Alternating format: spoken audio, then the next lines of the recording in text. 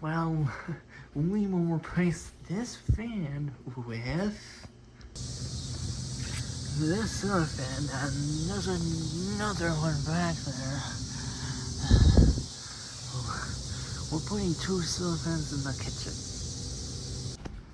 Also, there was a ceiling fan looking like that, but the oven caught fire that this fan needed to be replaced.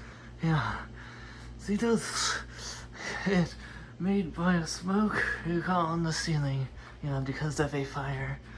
Well, I'll let you know when the fans get replaced. Bye.